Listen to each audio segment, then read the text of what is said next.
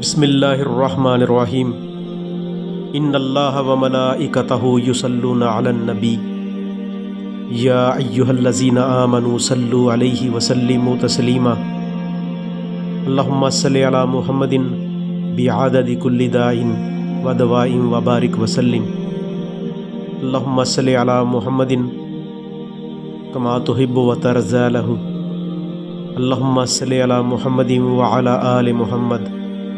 ادھر نبی کائنات صلی اللہ علیہ وآلہ وسلم زید بن ارقم کے گھر تشریف فرما ہے۔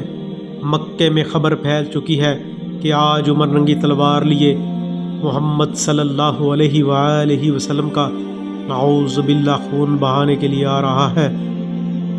صحابہ پریشان ہیں، آج کیا ہوگا؟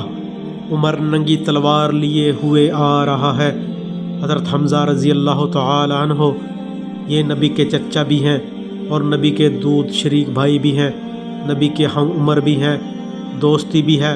ان کو پتہ چلا، بھاگے ہوئے آئے، کہا میرے بھتیجے میری جان آپ پہ نچھاور ہو، جب تک میں زندہ ہوں عمر آپ تک نہیں پہنچے گا۔ سرور کائنات کے چہرے پر اطمینان ہے، صحابہ پریشان ہیں، نبی مطمئن بیٹھے ہوئے ہیں۔ قافلہ چلتا ہے، آگے آگے سعید بن زید، پیچھے پیچھے عمر کی بہن، اور ایک پلو عمر کی بہن نے اپنے ہاتھ میں تھاما اور دوسرے پلو سے عمر کے ہاتھ باندھے ہوئے، اور ان کے پیچھے قرآن کا قاری چلا آ رہا ہے۔ قافلہ زید بن ارقم کے گھر کی طرف چلا، دروازہ بند ہے۔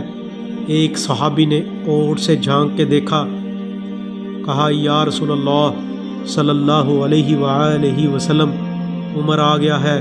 ایک صحابی آگے بڑھ کے زنجیر بند کرنے لگا۔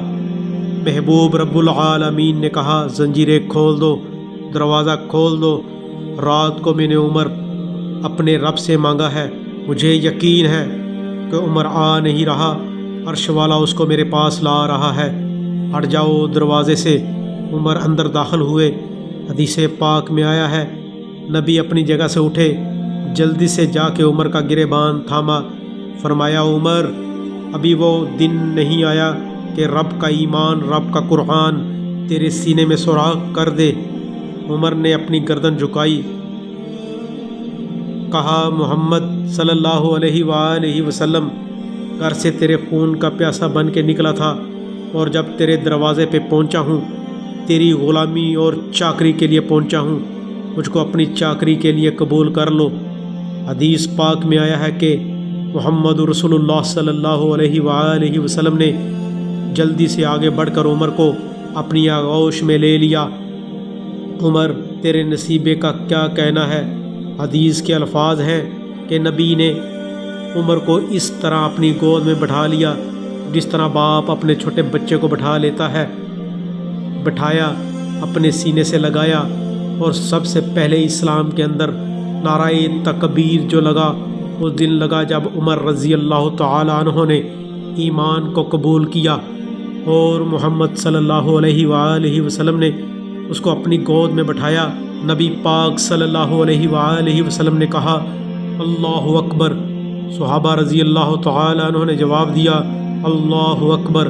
کفار نبی کے سر کے منتظر تھے، جب تکبیر کی آواز ان کے کانوں سے ٹکرائی، کہنے لگے معلوم ہوتا ہے کہ عمر کے دل کی کائنات میں انقلاب آ گیا، وگرنہ نعرہ لگانے کی ہمت۔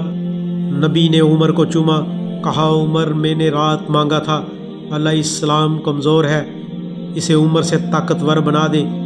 اور عمر کیا کہتے ہیں؟ کہا آقا میری ایک آرزو ہے۔ فرمایا کہو کیا کہتے ہو؟ تم ہماری مراد بن کے آئے ہو، بتلاؤ تمہاری آرزو کیا ہے؟ عمر نے کہا آقا جی چاہتا ہے کہ آج تلک زید بن ارقم کے گھر میں چھپ کر نماز پڑھتے رہے، آج نکلیے، محمد صلی اللہ علیہ وآلہ وسلم مصلی پہ کھڑے ہوں گے، صحابہ پیچھے کھڑے ہوں گے، عمر چوکیدار کر رہا ہوگا، میں دیکھتا ہوں کس کی جرت ہے ٹوکنے کی۔ اسلام کی تاریخ میں پہلا دن ہے جب محمد رسول اللہ صلی اللہ علیہ وآلہ وسلم نے اپنے ساتھیوں کے ساتھ کھلے بندوں کعبہ کی چوکٹ کے سامنے کعبہ کے صحن کے اندر کھڑے ہو کر اپنے صحابہ کی معیت میں نماز ادا کی۔ عمر نے کہا، کون ہے جو آئے اور محمد کو نماز پڑھنے سے ٹوکے، اور میرے ہوتے ہوئے کون جرأت کرے؟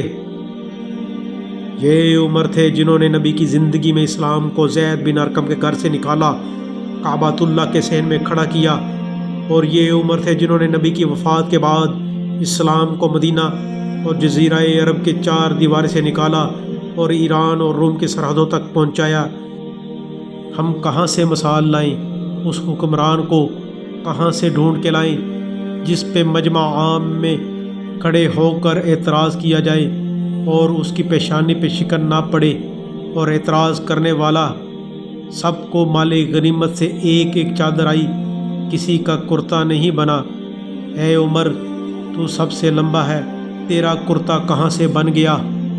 آج نیا کرتا پہن کے ممبر پہ آ کے کھڑا ہو گیا ہے۔ ہم نہیں سنتے تیرا خطبہ۔ اتنا ہیبت والا بادشاہ کہ کسرا ایران کا شہنشاہ اپنی مملکت کے محل کے اندر بیٹھ کے کہتا ہے، میرے سامنے عمر کا نام نہ لیا کرو، میرے کندھے کپ کپانے شروع ہو جاتے ہیں۔ اتنا ہیبت والا بادشاہ، اور ایک معمولی آدمی اٹھ کے کہتا ہے، نیچے اترو، ہم تیرا خطبہ نہیں سنتے۔ آج نئی قمیض لی ہے، کہاں سے لی ہے؟ پہلے یہ بتلاؤ۔ عمر رضی اللہ تعالیٰ عنہ نے یہ نہیں کہا، مارشل اللہ کے تحت اس کو گرفتار کر لو، اس پہ مارشل اللہ آرڈیننس لگا دو۔ نبی کا یار، حوض کوثر کا ساتھی، جنت میں اٹھنے والا، اسلام کے جھنڈے کو کائنات کے کناروں تک پہنچانے والا ایک ادنا شخص کے اعتراض پہ ممبر سے نیچے اتر آیا، کہا، مجمع میں میرا بیٹا موجود ہے؟ عبداللہ اٹھ کے کھڑے ہوئے، کہا، بابا موجود ہوں۔ فرمایا، اپنے باپ کی صفائی بیان کرو۔